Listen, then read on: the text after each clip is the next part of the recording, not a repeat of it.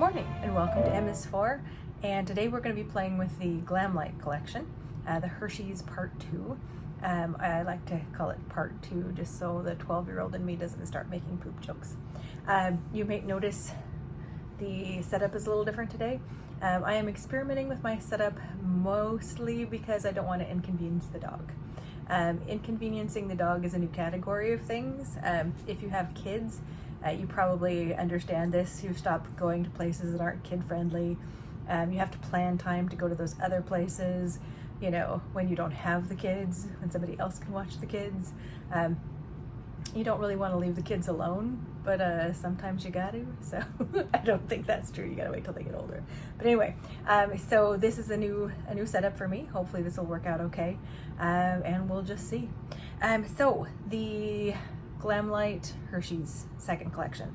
I picked this one up. I liked the fact that it wasn't in weird packaging. It's in pretty standard packaging this time.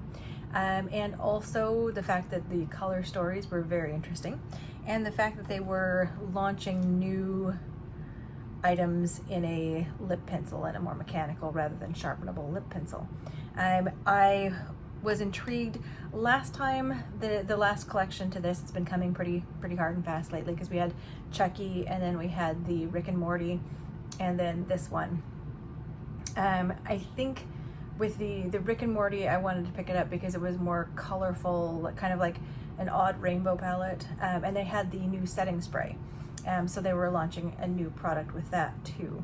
And so I was interested in that, as well as the fact I didn't really have a rainbow palette in my collection like that.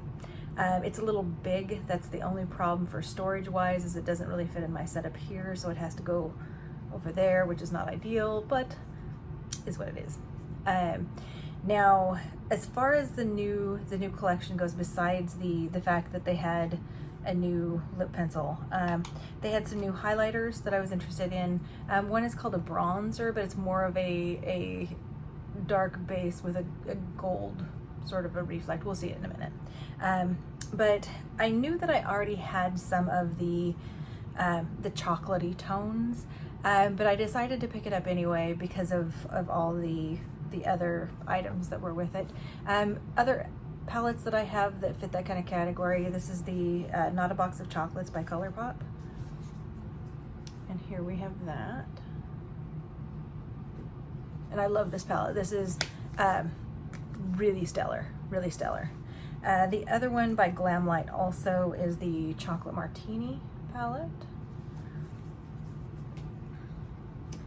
And it has the surprising little shifty pop of color in that, and it's got more of the pinks to it, the shimmers, the deeper chocolate color. But this is a really nice palette also, and also Glamlite, good quality, this kind of packaging. So that's at least, you know, some comparisons for that. Now I'm going to show you the other. So this is the eye palette for this, and it's a nice little size. Sorry, I'm blinding. It's got a mirror, and this is your tones, and you're staying mostly in that chocolate, some silvery tones in the category, some creams, but there's mostly just this is staying in the chocolate category. And then you have, so let me do a size comparison between it and the Martini. So there you go. You can kind of see it there, the difference in size. But it's got kind of some of the same tones, but the Martini has that surprising pop of color in the middle, not in the middle, on the side actually, but has the pop of color. And then this is the what they're calling, it's not really a bronzer, and you can see the size difference between that and the palette. It's really cute. It has the on the back kind of like a wrapper, and then this is so these are mostly just like and you'll see, so there's the one side. This isn't really showing up as much as, I mean, it's definitely there. And the other side is more flaky and see if I can get that to, I'll probably insert pictures of all of these so you get a better idea, but it's not really a bronzer. It's not, you know, it's more a flaky highlighter, so that's fine. So those are in the chocolate part of it. I already put on my face the Lisa Eldridge. This is the Seamless Skin in number 6. And High School Musical blush from ColourPop. This is in Playoffs. Let me swatch that bad boy. And I have more of a sheer read on it today, but that's the color. This is the one of the blushes that I'm testing to see if it stays in my collection. It's on the chopping block. That was my coffee, was the sound of that. Now as far as this is the Cookies and Cream, and this is what we're gonna put on today. This has kind of a little sparkly white, and this is more of just a shimmer of a more champagne toned. So we're gonna actually do the lighter, the flaky lighter one. So I'm removing my spectacles. We're gonna apply a little of this, and then we're gonna go into the palette. Okay.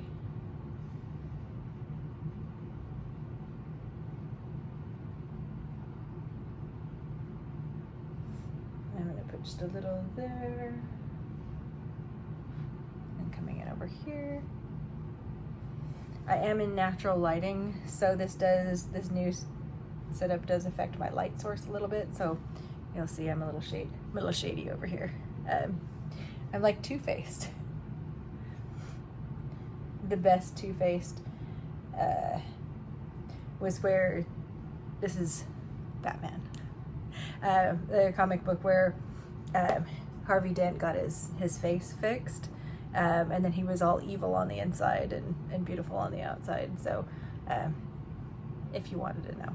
Anyway, so that's not me, but I'm definitely shadowy over here. So we'll just have to, maybe that'll let you know. This is low lighting. This is sun lighting. Anyway, we'll run with it. Okay, so there's a little bit of highlighter.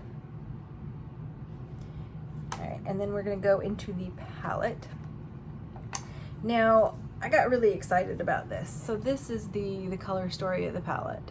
It's got blues, grayish blues, kind of a beigey color, and then you've got a white and more of a cream color, kind of like the highlighters, but not exact.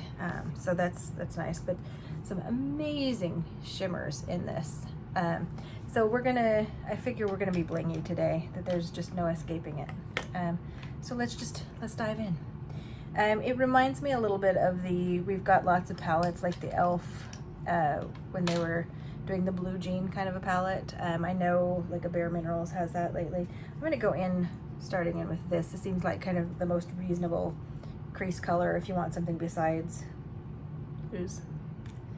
So, and this might end up being a companion palette for you if it doesn't really have like, you know, crease colors or lighter colors and mattes that you need. It might be a companion palette, but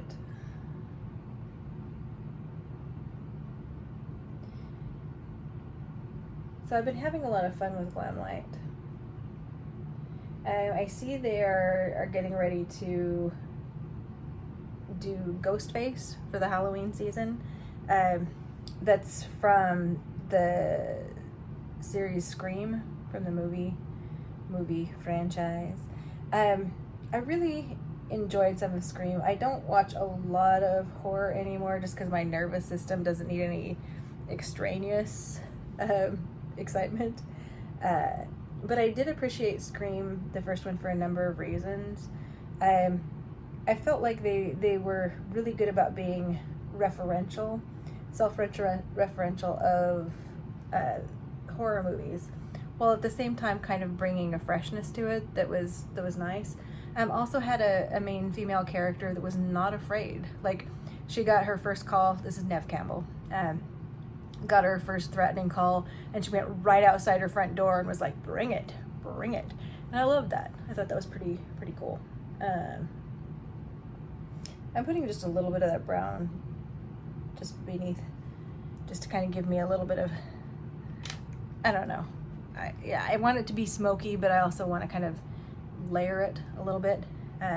So next I'm going to be going into, let's do this one right here. So I really feel like I like the main character. I like that it was referencing horror movies. I like the fact that it had a nice twist that I wasn't expecting, and it was creepy. So for a number of reasons, both for kind of the sexuality, which horror movies often like to play with, penalizing people for their sexuality. But in this case, it was one of those, and I feel like it's a spoiler, like if I talk about that. But it was like my coworker that got mad because I had put Soylent Green as people on a little holiday drop box for Halloween. They're like, spoilers? And I'm like, 1970s. How long is a spoiler good for? And like now Scream is like way back. Yeah. So I feel like that's not really fair to say I can't be doing a spoiler alert. However, if you wanted more of a smart, not torture porn sort of scary movie to watch, Scream was nice, the first one.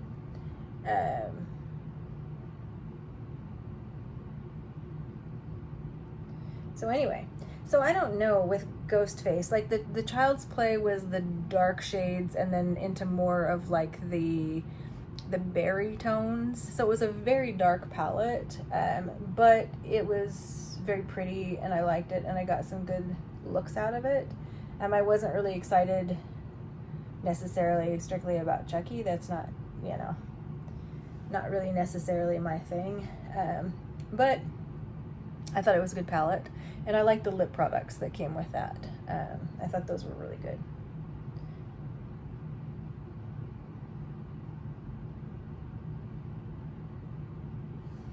Okay, and we're going to be totally unsurprising. We're going to do some of this darker one here along the edges, and then we're going to go lighter and lighter. So we're doing mostly blues, in other words. Okay, blue sparkly.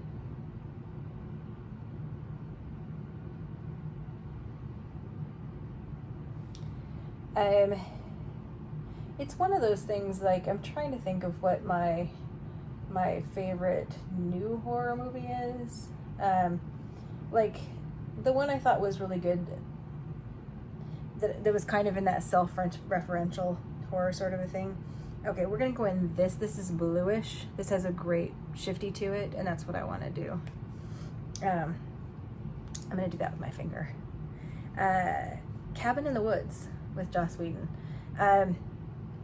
Joss Whedon is such a complicated sort of thing. He created Buffy the Vampire Slayer and basically empowered tons of women to be just kick-ass.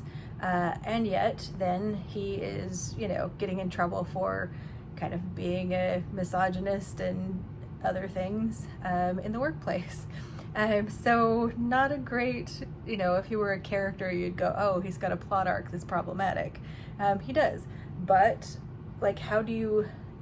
Good that I am not the almighty judge man, because it's like that scale. You empower thousands of women, and yet you are an abuser of a handful of them in a horrible way.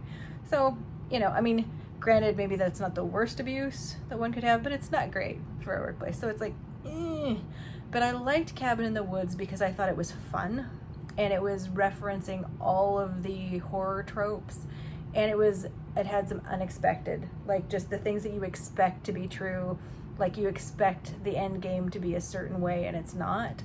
I like that. So that's maybe one of my favorite. I did purchase that in the Apple store. The other one that I really liked, that I thought that surprised me, was Cloverfield Lane. I had gone, the original Cloverfield, I had taken Dramamine when I went and saw the Blair Witch Project, because I knew, people getting sick during that. I'm like, okay, I am fine in real life if I'm on something that's like roller coastery or whatever. Like, I'm really good with real life stuff. But I'm not great with like watching people's home videos and so forth. So when Cloverfield came out, I went to that for my birthday, and I invited a whole bunch of people, and I ended up being with my head down for most of the film, just because it was so bouncy. Like, it was worse than, like, your 4-year-old kid, had you handed them a video camera, would have shot better and had it more stable and steady. So that whole, like, we're using the bouncy cam just was like, people, this is unreal. You wouldn't have that bouncy at all. But it was super bouncy, and I was horribly sick during all of it. So anyway, I wasn't sure. Cloverfield Lane, I'm going to take this because I want to do just a little bit of this brown sparkly. This guy right here. I'm going to see if I can't do some of that under my eye. So when Cloverfield Lane came out, for a lot of people it wasn't clear that it was part of the franchise. But it's John Goodman. And it's really tense and kind of the psychological thriller. Like, it's not much action, and it wouldn't be until the end that you really understood how it was related to the other film. But you're really through the eyes of a character, because the character wakes up and she's in this underground bunker chained to a wall and doesn't know what's happened to her. And the John Goodman character is like, is he the savior because she'd been injured and he was giving her some medical aid, and there was another person also that he had pulled out because something is going on above ground, something dangerous that everybody's trying to, you know, that it's going to be hard to stay alive if you're above ground. And the character's trying to figure out, is that true? Was she rescued, or is she imprisoned? And it's so deeply psychological, and you get to, you know, try and figure out. And John Goodman, oh, so good, such a good performance, and so different from his usual jovial, wonderful self. So as an actor, I imagine that this was just tons of fun to be able to do. You get to be your bad guy self, your villain. You've entered your villain era. So anyway, really enjoyed that, because again, it's more psychological horror than just blood and mayhem. So if that kind of tells you where I'm at, that's a really long, and if you came for the light and fluffy, I'm really sorry. I'll go back to talking about my dog and lovely days here shortly, but it's a long way around to say Ghostface. I'm not sure what to expect with the launch. It's really going to depend on what the actual products are that they launch with that and what the color story is. Because if it's just another super dark palette, I don't know that I'm up for the super dark palette. But like, what are they launching with it? I don't know. So anyway, long story short, Glamlite is doing a Halloween holiday collection, which I actually think is fairly smart. Okay, there we go. There's eye look. So we're gonna dive in.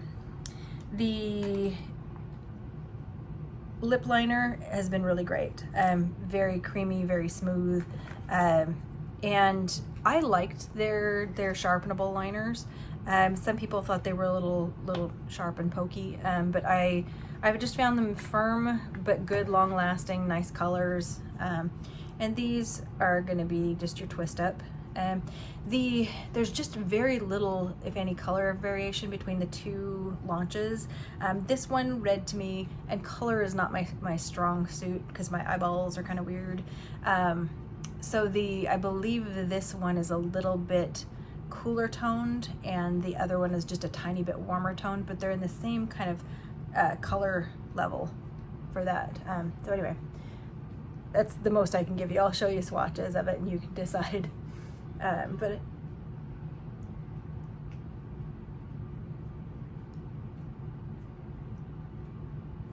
it's a really smooth formula.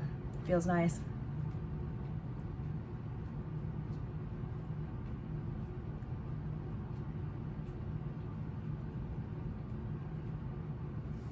Okay, now I was not sure about the lipstick in this this bundle of 3. You get a lip liner, lipstick, lip gloss. In the other collections, like the Michaela collection, the lipsticks have been too light for me and makes me just look ghastly and bleached out. But this one is pretty light, but it actually doesn't too bad, especially with the gloss on it. So I'm gonna apply that so you can see. And the lipsticks don't seem to have any scent. The lip gloss does, but light. It's a very light fragrancing. And Glamlite does great fragrancing in their other lip glosses, like their caramel. They've got caramel frappuccino. They've got like, I don't know what else. But anyway, that's an older kind of product for them, but those were great.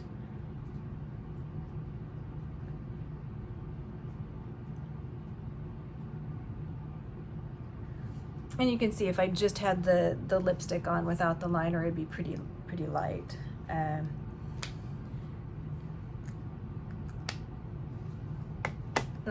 So it has the Hershey's on it. Hershey's there. Has the blue shimmer, and then blue here, and then magnetic. This is the other one. Hershey's there. Hershey's here. Okay, and then the lip gloss. This is a smaller lip gloss. The light fragrancing, and then this is the one from the cookies and cream we're gonna apply. So it's a super cute little lip bundle. All of the products, the lip bundles, the highlighters, and the palette come in their own little vacuum sealed freshness pouch. You can just peel the thing, and it has a little, like on sandwich bags where you can close it, like the zip closure. It's a really tight fit for the palette, so you kind of have to work it out. But anyway, it's kind of cute, and I think probably that helps it a little bit from, travel to keep it safe. All right, so there's your doe foot. Got a little well in it, light scented. And see that right there just immediately kind of starts to transform it because it has the light read to it.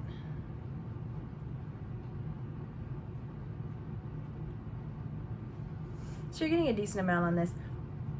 It's not overly goopy. It's just kind of goopy, a little bit, but not bad. It's a lip gloss. Lip gloss is gonna get in your hair. But anyway, there's the little detail of the Hershey's, and then there's the logo. But anyway, so I think this is really pretty. Let me take off my spectacles and get a little closer. Don't panic.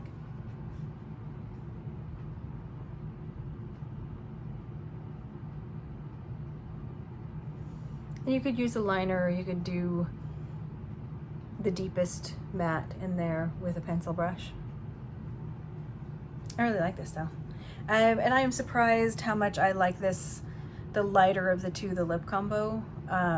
Once I get the gloss on, I think it's really pretty. So anyway, there we have it. That's the new Glamlite collection. This has been a lot of fun. I really like the Glamlite products. I've been enjoying those, and I like the things that you can have fun with. Some stuff is maybe a little too juvenile, and especially if you don't care for the IP. But as they put it in Charlie and the Chocolate Factory, for who could ever bear a grudge against a luscious piece of fudge? That's what I often think of with these yummy chocolate themed collections. So in this case, this is the cookies and cream, and I'm liking it a lot. So if you have a hankering to try the new Glamlite collection, I think you're gonna like this. I'm enjoying the new lip pencil. I think I really like Glamlite's lip products. I'm a big fan. And I think this one is going to be a lot of fun. Maybe it's not the most out of this world, it's out of this world sparkle. Don't get me wrong on that. It's really nice. It's not like some kind of weird, innovative color story, but it's going to be really fun. And I'm going to get a lot of use out of these, I think. So anyway, there you have it. I'm going to be trying to film a little bit more on the short side of things coming up. wish me luck, and we'll see how this new setup works for filming. So anyway, hope everyone is well, and we'll see you in the next video. Bye.